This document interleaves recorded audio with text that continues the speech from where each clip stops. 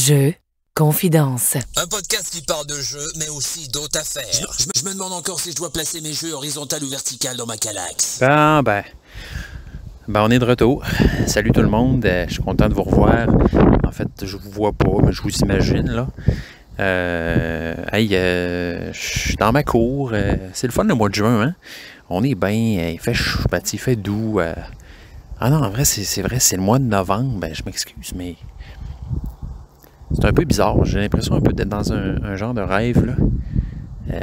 Je me fais un feu en arrière de chez nous, là, mais gros soleil, c'est doux, on est bien, mais il n'y a plus une feuille dans les arbres, puis il va neiger dans un mois, peut-être, un peu moins. Je sais pas trop. Il va-tu neiger? Je sais pas. Ce sera le fun. Ce sera le fun parce que moi, je veux faire du ski cet hiver, là, puis c'est ça, là. J'ai pas. C'est une des raisons pour laquelle j'aime l'hiver. Fait qu'il est mieux de continuer à avoir de la neige pendant un bout. Comment ça va tout le monde? Je suis content de vous voir. Je suis content de te voir dans ma tête. Je suis content de te parler, surtout, je dirais. Je me suis dit qu'il était temps que je fasse un autre épisode, là. J'ai eu une grosse semaine, grosse semaine. Ça a été dur de trouver un temps pour enregistrer un épisode de Jeux Confidence. J'ai fait beaucoup de chars, mais on dirait que j'étais tellement crevé, puis j'aurais pu le faire dans le char ce coup-là, parce que j'avais aimé ça, la formule. Je vais le refaire, c'est sûr. Mais c'est ça, je pense que j'avais pas la tête à ça, là. Beaucoup d'autos. J'étais allé à Montréal 2 fois, aller-retour le même jour. J'étais allé tourner un petit peu là, à Montréal. Je fais ça une fois de temps en temps, là. Ben le fun, par exemple. Ça vaut la peine. Ça vaut le déplacement, là. Ce coup-là, on tournait une série là, qui se passe dans les années 40-45 dans ce coin-là. Là. Fait beaux costumes, beau décor. Écoute, c'est hallucinant de voir ça. Là. Je sais pas si un jour vous avez la chance ou vous êtes déjà allé peut-être sur un plateau de tournage, mais c'est quelque chose. Là. Les décors, les accessoires, les costumes, tout ça, là, le travail qu'il y a là-dedans, la recherche, ça me fait toujours capoter. Moi, je faisais un petit personnage, j'avais un rôle d'un photographe. Fait que c'était le fun. J'étais équipé avec des vieux appareils photo de ce temps-là. Là. C'était vraiment le fun. Il y a une scène en particulier où il fallait que je déclenche un flash. Mais tu sais, un flash de cette époque-là, là, fait que c'est une ampoule, ça allume une fois, puis après c'est fini, puis il faut que tu changes ton ampoule. Fait que on arrive de loin quand même de ce côté-là. Sinon, c'est ça, là, beaucoup des examens à l'école, ces affaires-là là, que j'ai bien hâte de plus faire. Et puis ça achève, là, ça achève. Il reste... j'ai jusqu'en décembre, là, puis après ça, je tombe en stage. Puis c'est ça, mon stage, là, ça va être pas mal plus proche de chez nous, moins de chars. C'est ça, moins de stress aussi, probablement, là. J'ai joué à quelques jeux cette semaine quand même. J'ai trouvé la chance à y vendre pas mal. J'espère que ça va pas trop brouiller le son, faire des artefacts là, dans le micro. C'est ça, j'ai joué, je vous dirais le plus récent que j'ai joué, c'est Splendor. Ouais. Ça, c'est un jeu que ça fait longtemps que j'avais dans ma joutothèque. Splendor, c'est un des premiers jeux que j'ai acheté parce qu'évidemment, c'est un classique. Là, je m'en étais fait parler souvent, je le voyais souvent passer. Je me suis dit, j'imagine qu'il faut que j'aille ça. Dans ma tête de nouveau accro des jeux. Puis, j'avais aimé ça. Tu le vois là, pourquoi ça a pogné comme ça. Là. C'est un jeu qui se joue bien. C'est facile, ça va bien. Mais je pense qu'à un moment donné, j'avais trop de nouveaux gens en même temps. Puis j'avais un peu passé tout droit. Bref, je suis allé faire un tour chez mon père, puis on avait une heure devant nous à peu près là, pour jaser. Puis, fait que j'ai sorti le jeu, là. Je dis, ça tourne plus de sérieux. Puis, il a dit oui. Mon père, il est willing. Il est vraiment hot. Mon père, c'est mon ami. C'est vraiment mon ami aussi, avant tout. Puis, c'est un joueur. Ça a toujours été un gars qui aimait jouer, qui aimait les histoires. Il a beaucoup joué avec nous quand on était petits. Probablement à cause de lui, là, que j'aime ça à ce point-là, là, les jeux. Ouais, fait que c'est ça. On s'est remis à... Là, mon père, il est un peu moins actif côté travail, là. Il y a eu c'est ça, c'était sa fête il n'y a pas longtemps, là, il y a eu 75. Puis, une fois de temps en temps, les vendredis, là, j'ai pas d'école. Souvent, je m'en vais faire un tour chez lui le matin, puis on joue à des jeux. Puis, on a joué il y a quelques jeux qu'on a joué ensemble, là, beaucoup. On a joué j'ai fait des jeux un peu à histoire avec lui, là, le jeu Destinies. Je sais pas si vous connaissez ce jeu-là. Ça, c'est un jeu que j'avais vu souvent, justement, ces tablettes, mais je regardais un peu le principe du jeu, puis je me disais que justement, c'était pas le type de jeu que je pourrais jouer avec ma copine, mais quand je me suis mis à jouer avec mon père, je me suis dit, ça, je pense qu'il va aimer ça, puis comme de fait, c'est un super jeu là, qui vient me faire un petit mix, un petit jazz de Donjons et Dragons, puis de jeux de société, mais fait d'une façon quand même intéressante, là. Puis je dirais que la complexité est pas trop grande, là. Fait que c'est un jeu qui se joue bien pour, si tu veux, une histoire, tu as un personnage. Le personnage, il y a une espèce de mission à accomplir. Puis ce qui est intéressant, c'est que c'est un jeu à histoire, mais c'est pas un jeu coopératif qu'on est habitué de voir souvent. C'est mettons comme Gloomhaven ou d'autres jeux de ce type-là. On est vraiment un contre l'autre, dans le sens que c'est le premier qui va accomplir sa destinée, qui va gagner. Puis, le jeu n'est pas parfait. Tu sens des fois dans l'histoire qu'il y a des mettons, les personnages vont avoir des missions différentes, mais souvent, les objectifs entre les personnages vont s'entremêler, là. Donc, des fois, mettons, le personnage, ça va être « je veux rassembler une équipe pour pouvoir aller combattre mon ennemi à tel château ».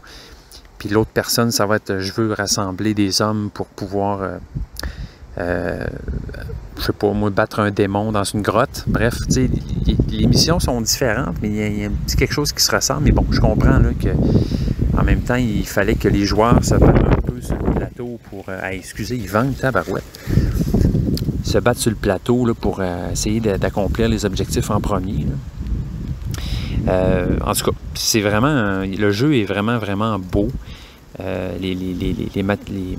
production du jeu, les pièces, les dessins, les illustrations, tout ça, rien à redire. On s'est acheté on a fait dans la première boîte environ, si je ne me trompe pas, 4 ou 5 missions qui se suivent. Puis, idéalement, il faut que tu les fasses toutes, mais tu peux aussi là, sauter en plein milieu d'une mission si tu veux. Tu vas juste être peut-être un peu moins en contexte là, dans l'histoire. Mais sinon, c'est ça, on a acheté une extension en fait qui s'appelle Mer des Sables, si je ne me trompe pas. Donc, c'est 3 nouvelles missions complètement dans un autre contexte. Il y a des petites figurines aussi dans le jeu qui sont sympathiques, qui sont vraiment très petites par contre. Fait que en fait, c'est un jeu qui se joue là, accompagné avec une application, donc téléphone ou iPad. Puis, c'est le jeu qui va t'accompagner tout au long de la partie pour faire la mise en place du jeu. Donc, c'est intéressant. Bon, c'est sûr que ceux qui n'aiment pas jouer à des jeux accompagnés d'une application vont peut-être moins triper. Moi, je trouvais que c'était quand même bien fait. Donc, le jeu va dépendre de cette application-là, mais ça ne sera pas trop, autrement dit. Donc, le jeu, de tour en tour, va t'expliquer comment disposer les choses sur le plateau, va aussi raconter l'histoire, évidemment. Un petit bémol peut-être sur le narrateur de l'application, en tout cas, version francophone, que je trouve un peu lourd, merci. Tu sais, genre le gars qui fait de la voix puis qui essaye de sonner médiéval, mais ça marche pas, là, tu sais. Fait que moi, je suis parti à rire des 2 premières phrases qu'il a commencé à parler, là. Tu sais, mettons, ça va être genre nous sommes en l'an 1200 dans les terres de l'ombre. Tu sais, quelque chose comme ça, un peu cheapo, ce à quoi tu t'attends quand tu vas entendre une voix narrée dans un monde médiéval fantastique. Fait que j'étais un peu déçu. Puis, il y a de la musique aussi, mais nous, rapidement, on a mis notre propre musique là, parce que la musique s'en venait un peu répétitive, merci. Mais, cela dit, Destinies, si vous aimez les histoires, si vous aimez les jeux de société, Donjons et Dragons, tout ce mix-là, puis stratégie aussi, là, parce que tu as 2 mouvements par tour. Fait que là, tu sais qu'il faut que tu ailles à tel village, parler à tel bonhomme. Puis, mais là, tu sais que tu ne te rendras pas au prochain tour. Mettons, dans 2 tours, tu vas te rendre. Fait que là, il faut que tu as des stratégies de mouvement. Fait que c'est quand même intéressant. C'est pas juste l'histoire. Il y a, puis tu as des objets aussi. Tu ramasses des objets qui sont représentés par des cartes. Il y a des objets magiques qui te donnent des pouvoirs spéciaux. Puis, toute la mécanique aussi, là, tu fais des jets d'habilité, un peu comme à donjon. Mais ça marche avec... c'est pas avec des... ça marche avec des dés, mais le système est original, là, comment ça fonctionne. C'est que tu as comme une échelle avec des petits... mettons, imagine une échelle qui va de 1 à 10. Puis, il y a 10 espaces dans lesquels tu peux mettre des petits jetons. Puis, ces petits jetons-là, tu peux les bouger. Donc, plus tu bouges tes petits jetons, mettons que tu en as 4 sur ton échelle de 1 à 10, tu peux les bouger tranquillement vers la gauche. Donc, plus tes jetons vont être sur des petits chiffres, plus quand tu lances ton dé, tu as la chance d'avoir un grand nombre de succès. Fait que si par exemple, je lance un dé puis j'ai 6, bien, je regarde tous les petits jetons que j'ai en dessous du chiffre 6 sur mon échelle. Ça va me donner mon nombre de succès. Fait que là, tu rentres ton nombre de succès dans l'application, puis il va te dire c'est quoi le résultat. Bref, si vous avez compris mon exemple, bravo, c'est expliqué très rapidement et de façon très simpliste, là, mais bref, le système est très le fun aussi. Fait que c'est un jeu qui m'a agréablement surpris. J'ai trouvé, somme toute, bien fait. Les histoires sont le fun. C'est historique quand même. En tout cas, la boîte de base, là, c'est assez historique. Mais il ajoute à ça là, des trucs là, un peu fantastiques là, avec des démons puis des fantômes, ces affaires-là. Fait que, ouais, Destiny, c'est un jeu que j'ai joué avec mon père récemment. J'ai aussi joué au jeu Détective avec lui, qu'on n'a d'ailleurs pas terminé. Ça, c'est un jeu aussi très immersif. Le plus immersif, en fait, je dirais que j'ai joué là, dans un contexte d'enquête. Donc, c'est un jeu où, justement, on doit résoudre des enquêtes. Ça fait vraiment appel à ton jugement, à ton intelligence, puis à ton sens de la déduction. C'est un jeu qui tient pas par la main. Puis, ce qui est intéressant aussi, c'est que dans ce jeu-là, tu as un nombre d'heures ou de jours limite pour accomplir, pour résoudre l'enquête. Fait que tu peux facilement, des fois, suivre des pistes. Tu as un grand choix de pistes à suivre, d'indices, par exemple, à élucider, mais tu ne peux pas toutes les faire. Puis des fois, ben, tu vas aller sur des fausses pistes. Tu vas suivre des fausses pistes qui vont te faire perdre du temps. Puis, en bout de ligne, ben, peut-être que tu ne seras pas capable de résoudre ton enquête aussi bien que tu le voudrais, là. Parce que tu es coté là, à la fin de l'enquête. Tu as comme une suite des questions qui te sont posées. Tu réponds aux questions, puis ça permet à l'application, en fait, encore un jeu là, qui est accompagné d'une application. Ça permet à l'application de donner un pourcentage, si tu veux, sur quel est ton degré de succès pour avoir résolu cette enquête-là.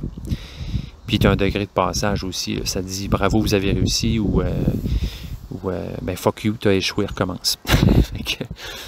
Mais très bien fait aussi, très immersif. C'est le fun aussi parce que tu peux dire ok, on fait-tu des heures supplémentaires? Tu peux te rajouter des heures, mais ça va t'enlever des points à la fin de la partie. Fait que tu peux à chaque jour dire ok, on travaille plus longtemps, on ne ferme pas nos bureaux à 4 heures, on va continuer jusqu'à 10 heures du soir pour continuer à suivre des pistes. Mais ça se peut qu'en fin de ligne, en fin de partie, là, ça nous nuise et ça nous enlève des points. L'histoire est très bien écrite. C'est vraiment...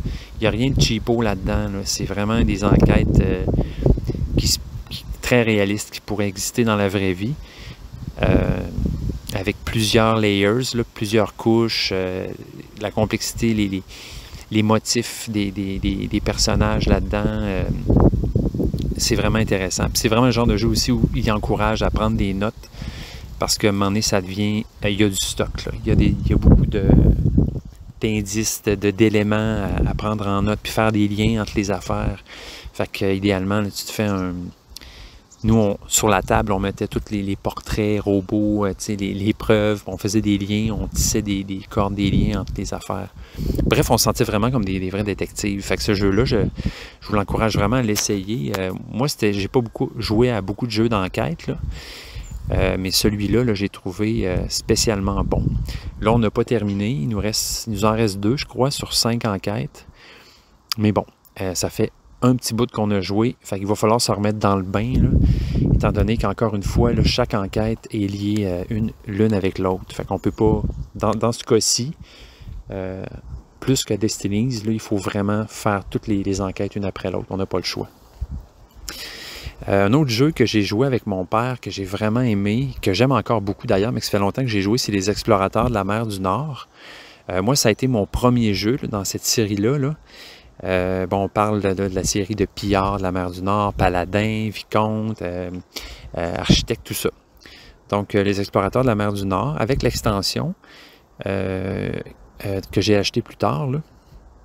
Donc, encore une fois, c'est vraiment un super bon jeu, vraiment un des premiers jeux que j'ai essayé avec mon père, qui était un peu plus complexe là, que ce qui était habitué. Là. Avant ça, bon, il avait joué un peu à Azul ou à Sagrada, des jeux plus abstraits comme ça. Là. Mais là, on y allait avec un jeu plus, avec mettons, une couche de complexité un peu plus grande. Là.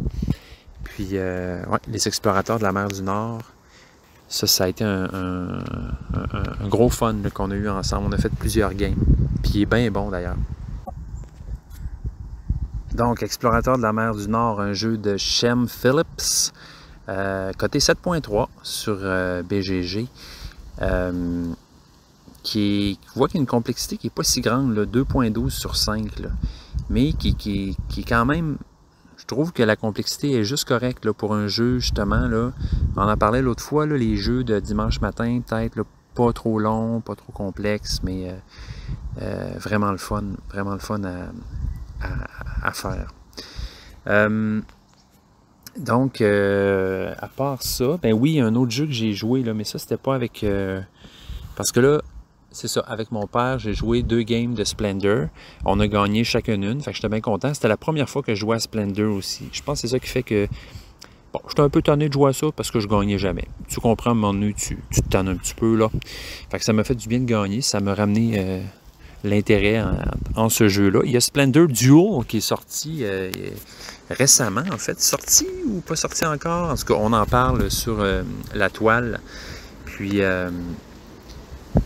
ça serait bien intéressant d'essayer ça, là.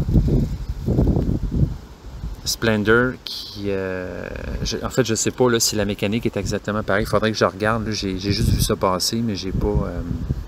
Je vais faire un effort là, pour vous dire. Vous voyez, Splendor, ça c'est Marc-André qui a designé ce jeu-là. Donc je me suis dit que je devrais peut-être plus nommer les auteurs des jeux. Là, ils méritent bien. Splendor... donc un jeu 7.4 sur BGG, quand même pas pire. 39e au niveau famille. Fait que, c'est un classique, là. C'est vraiment ça. Un vrai classique. Donc, un autre jeu que j'ai joué cette semaine, c'est Red Cathedral. Donc, la cathédrale rouge. Ce jeu-là, je l'aime vraiment beaucoup. C'est drôle parce que c'est un jeu qui vient dans une petite boîte.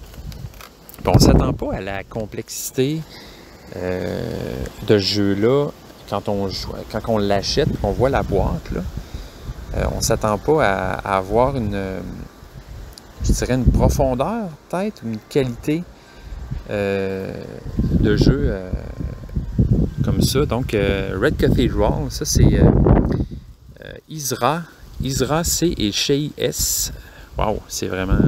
En tout cas, c'est eux les auteurs. 7.8 sur BGG, puis quand même. Hein? Donc, Red Cathedral, c'est Devir, qui a fait qui a produit ce jeu-là. En fait, moi, je l'ai en anglais.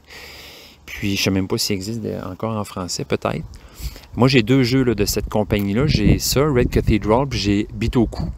Non, je ne ferai pas de jeu de mots avec le titre. On en a assez fait. Donc, Bitoku, c'est vraiment... J'aime beaucoup. On dirait qu'ils ont vraiment... Ces jeux-là ont une très bonne qualité. Là. La boîte, les livrets d'instructions, les matériaux. Je trouve qu'en particulier, cette compagnie-là font vraiment des beaux jeux. Puis, Red Cathedral, écoutez, j'ai joué, ça fait 3 parties que je joue. J'en ai fait 2 avec ma blonde. J'en ai fait une en solo. J'ai vraiment aimé mon expérience en solo. Je trouve que c'est un jeu qui, même seul, ne demande pas trop de gestion. C'est ça des fois qui m'écœure un peu des jeux en solo que j'aimerais essayer. Mais il y a tellement de gestion, de faire de patente à bouger puis à gosser qu'à un moment donné, c'est un peu fastidieux, c'est un peu fiddly. Hein? Un autre mot qu'on aime là, comme en tant que joueur de société, c'est un peu fiddly. Donc, c'est ça. Mais lui, se joue très bien seul, là, ça va vraiment bien. C'est un jeu, c'est simple, en fait, il faut construire une cathédrale. Donc, on doit, à chaque tour, on a un plan de cathédrale, on a des... donc, ça se passe en Russie, puis c'est c'est ça, là, pas la cathédrale rouge, mais en tout cas sur la place rouge, là.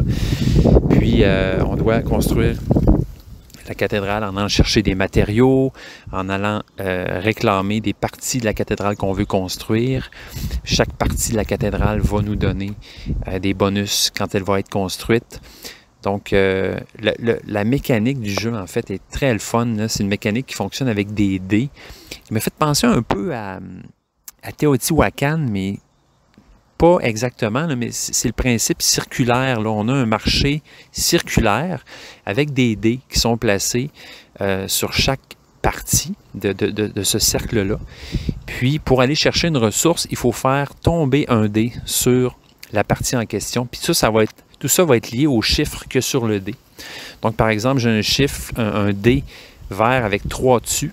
Bien, lui, je peux l'avancer 3 espaces. Puis l'espace où le dé va tomber, c'est cette action-là que je vais pouvoir faire. Donc, par exemple, aller chercher des briques, aller chercher de l'or, aller chercher de l'argent, etc. Donc, c'est d'essayer de prévoir, de regarder, bon, de quelles ressources j'ai besoin, quel dé peut se rendre où j'en ai besoin. Puis, évidemment, là, les dés ont des couleurs. Il y a un dé de notre propre couleur qu'on peut modifier si on veut, mais ça nous coûte de l'argent. Donc, par exemple, moi, j'ai le dé vert. Puis, si je l'avance de 3, il ne se rend pas exactement où je veux. Je peux payer, mettons, 1 pièce de plus pour qu'il avance d'un espace de plus. Fait que toute cette mécanique-là est bien le fun. Puis, aussi le fait que si dans l'espace où tu arrives avec ton dé, il y a déjà des dés présents, il peut y en avoir jusqu'à 3 maximum, bien là, tu vas doubler ou tripler le nombre de ressources que tu vas prendre. Puis, donc, par exemple, j'avance mon dé de 3, j'arrive sur la section des briques où il y a déjà 2 dés, bien là, je vais pouvoir ramasser 6 briques au lieu de 2. Puis, une fois que ça c'est fait, on relance toutes les dés qui sont à cet endroit-là. Fait que cette mécanique-là est vraiment, vraiment le fun.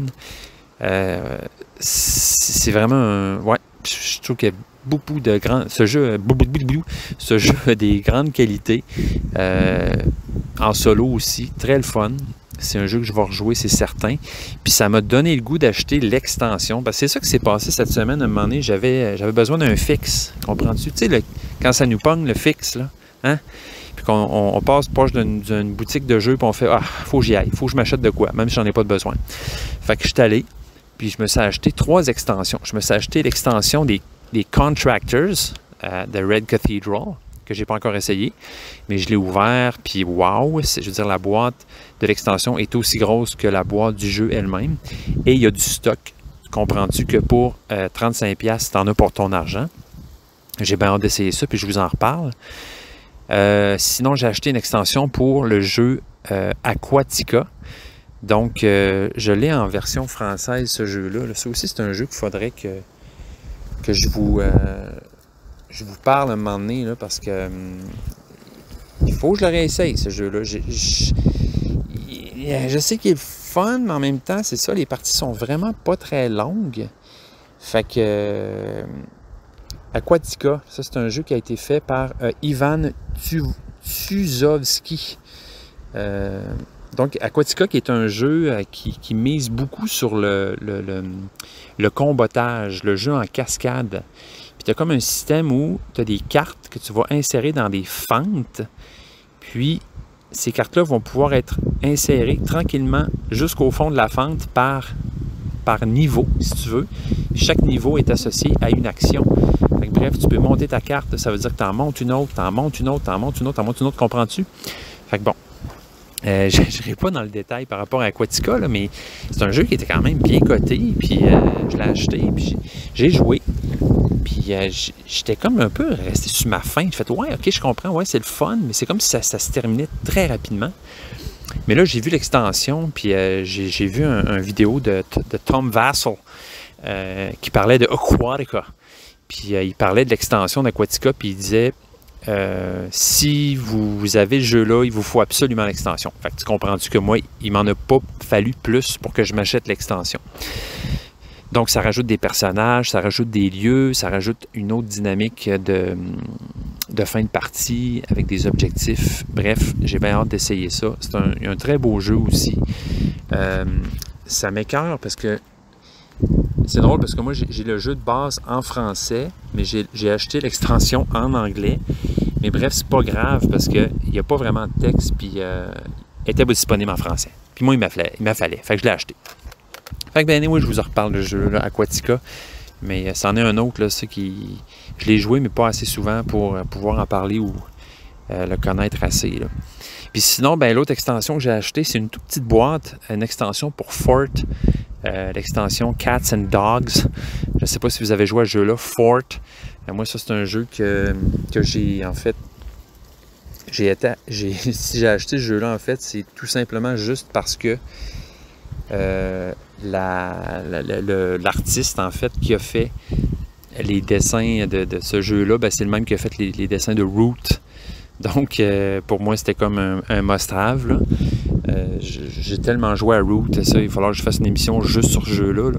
D'ailleurs, bientôt, je vais jaser avec quelqu'un avec qui j'ai un de mes amis avec qui j'ai énormément joué à ce jeu-là, là, mais ouais, ça, c'est un de mes grands préférés jeux, Root. Donc, Fort, qui est un jeu qui a été illustré par la même personne que Root. En fait, je parle lentement parce que je cherche en même temps sur mon téléphone. Fort, c'est un jeu, c'est ça, qui est désigné par Kyle Ferrin. Donc, vous savez de qui je veux parler. Des beaux petits dessins, des petits bonhommes, en tout cas, c'est juste trop charmant, ce qu'il fait. Designer de Fort, c'est Grant Rodiak. Puis, c'est ça, Fort, c'est un jeu de cartes, en fait. On a un petit plateau joueur, on a des cartes. Puis, on essaye les cartes ont des couleurs, des suites, en fait. Chaque carte a des familles. Puis, on va essayer d'aller chercher des ressources, puis construire notre fort. En fait, là, c'est tout le principe de... On est des petits-enfants, on s'amuse dans la cour en arrière de chez nous, puis on se fait un fort. On se ramasse des amis, on se fait des petites guéguerres. Puis, en tout cas, bref, ce jeu-là est vraiment sympathique. Puis l'extension rajoute des chats et des chiens. Fait que c'est bien le fun. C'en est un autre sur un jeu là, qui joue rapidement, je dirais 20-25 minutes, max, 30 minutes peut-être. Un bon jeu du dimanche matin, là, vraiment sympathique.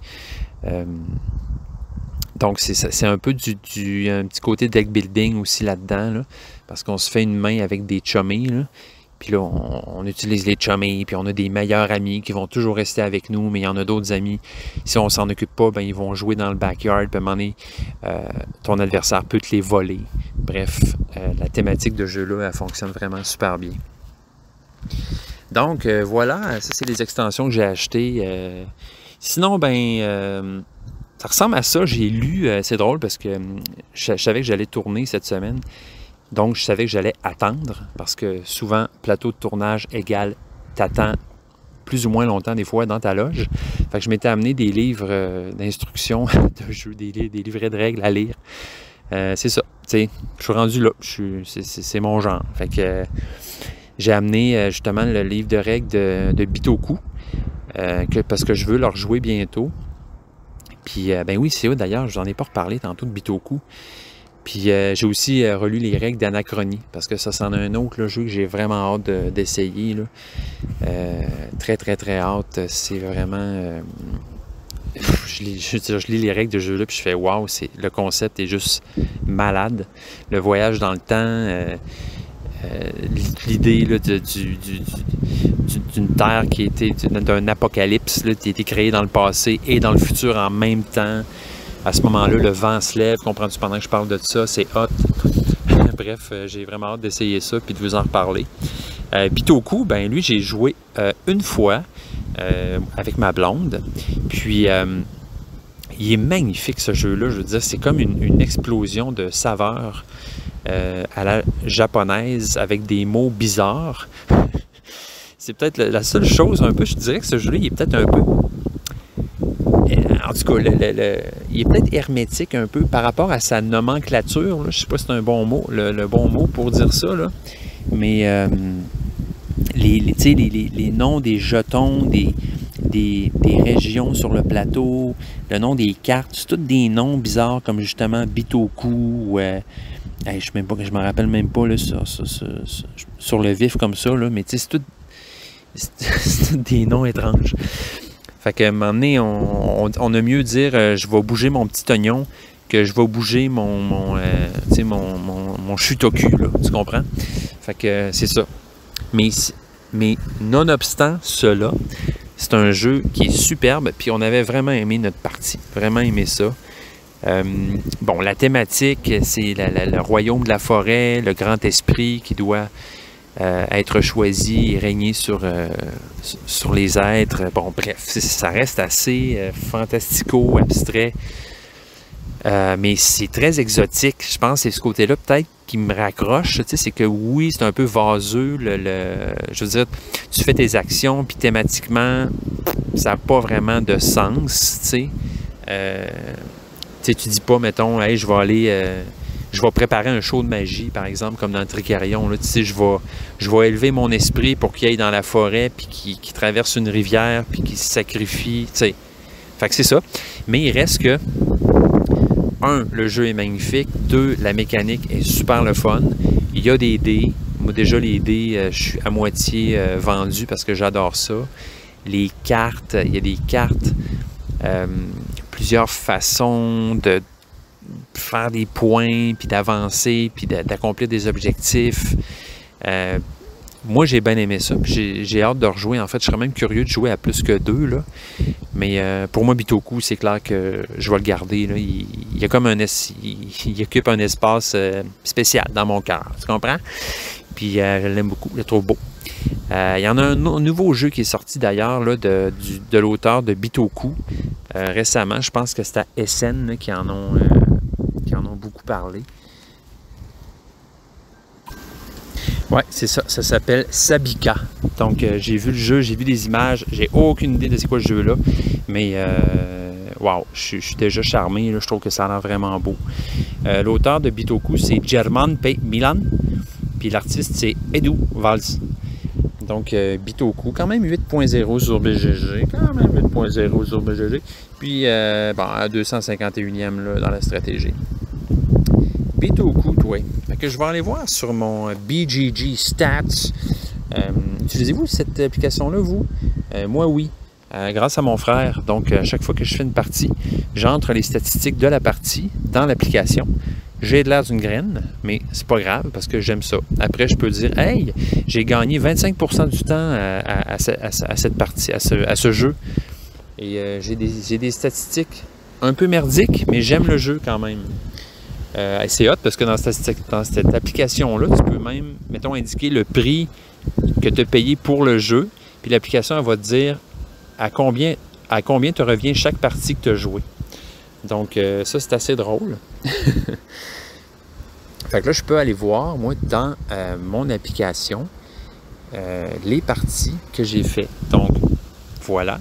J'ai rejoué à Red Rising avec ma blonde et elle a été conquise. Elle m'a planté solide, mais maintenant, je vais pouvoir jouer à 2 à ce jeu-là. C'est le fun. Furnace, on a joué à ça aussi. C'était bien le fun. Puis là, je vais prendre une pause parce que ma blonde s'en vient puis elle me regarde. Je parle tout seul à mon podcast puis elle dit rien. Puis elle me regarde comme si j'étais un peu bizarre. Je vais faire pause. Bon, elle est repartie. Elle est partie. À un moment donné, je vais peut-être l'inviter à parler sur le podcast. Ça serait le fun. Qui sait? Donc, hey, j'achève tout le monde. Là, je sais qu'en ce moment, je suis en train de dépasser un peu mon temps. Là, puis, mais je voulais vous dire aussi... Ouais, c'est pas mal ça. Non, c'est pas mal ça. Sinon, Furnace. Je sais pas si je vous en ai parlé la dernière fois. On dirait que j'ai comme un blanc. Mais très sympathique ce jeu aussi. J'y reviendrai une autre fois. Coudonc, ils vendent donc bien. Ça n'a pas d'allure.